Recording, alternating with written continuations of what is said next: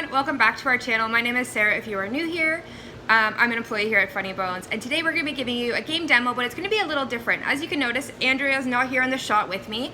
I'm actually going to be doing the game demo, the setup and how to play in this video, and then the next video we're going to post either tomorrow or the next day is going to be the playthrough.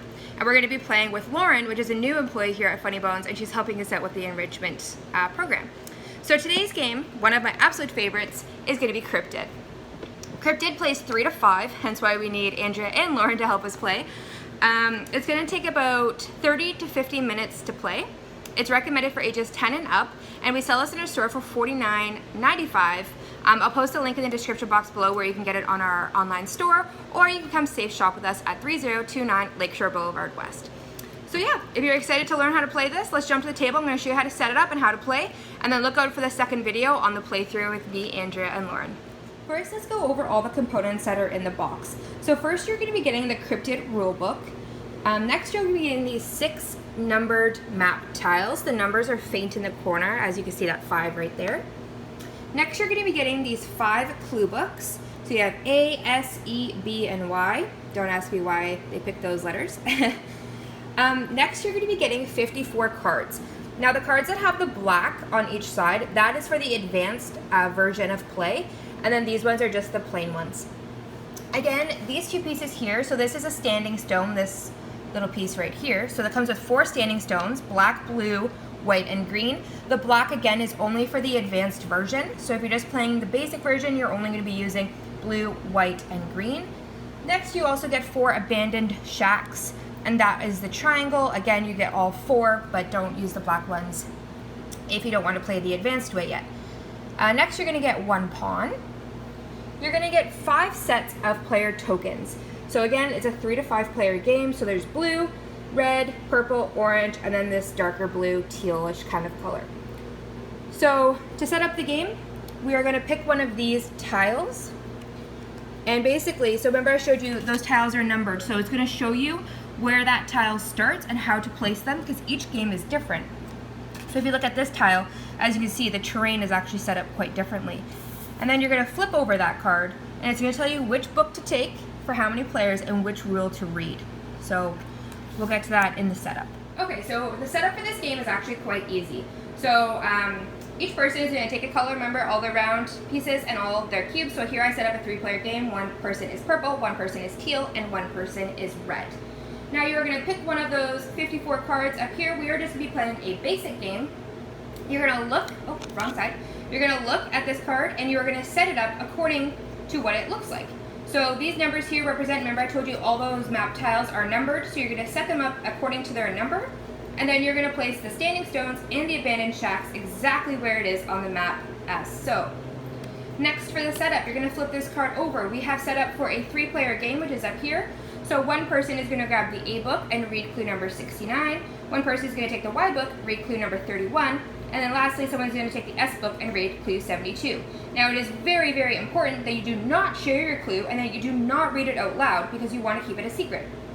This number 74 right here means if you get stuck throughout the game and you guys really, really need help, you can take the rule book and read clue 74 for a little extra boost. So basically, after you read your clue, the whole objective of the game is the CRYPTID is living somewhere on one of these tiles. Now, you're not going to be able to find that tile until you know everybody's clue. So that's why it's important to keep it a secret at the beginning. Once you have found the one spot on the map where the CRYPTID lives, then you have successfully won the game. So I just wanted to zoom you in a little bit, and I want to go over some pieces of the map that you may have questions about. So let's go over all the types of tiles we have here.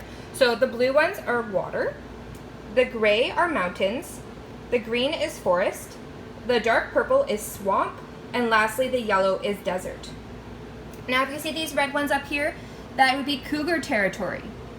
And these black outlined ones here are bear territory. Again, the hexagons are standing stones, and these ones are abandoned shacks, these little triangles. So let's say we are player 1 and we're going to grab clue book A, and we're going to read clue 69. So here I have the rule book A. We'll just do it together, which is a lot of fun. So clue 69 is down here. As you can see, if you can read that, it says within 1 space of a desert. Okay? Now that does count as all desert spaces. So on the back of each rule book, it kind of has a little reference and it talks about possible clues. So you could be on forest or desert, on forest or water, within one space of a terrain type. And then the advanced is inverse rule, so it could not, but we're not going to play the advanced way. So what that means, our clue, within one space of a desert. So that means the cryptid could live here, it could live here, it could live here, and it could live one space all the way around that desert. Okay? Same with up here. So to begin the game, each person is going to go around and they're going to place one cube where the cryptid could not live. Okay? So let's say we are going first. These little cubes, they represent no, the cryptid could not live here. And these round discs mean, you know what? It could live here, actually. So it's like a maybe. So as our first turn, we will go ahead and we will place one right here because we know the cryptid cannot live here because it is not one space away from the desert. Our next opponent will go, but we don't know their clues, so it's kind of hard to do a demo and show you how they would do it. But let's just pretend. So let's just say pretend they put one there, they put one there. Again, for us, we could say put one here because it is not one space away from a desert. Okay? And then they'll do theirs, and now the game will begin. So on your turn, you're going to have two options.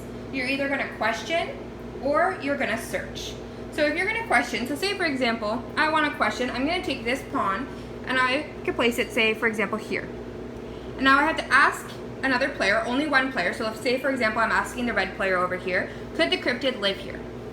Now let's say for example, they said no, Sarah, it cannot live there, and they place a cube. Since they placed a cube, that means we also have to place a cube according to our rule. So say for example, we could place it there. Okay? And then the play just goes clockwise. Now let's say for example, I wanted to search, which is the next one. So if, say for example, I really think that this is the spot.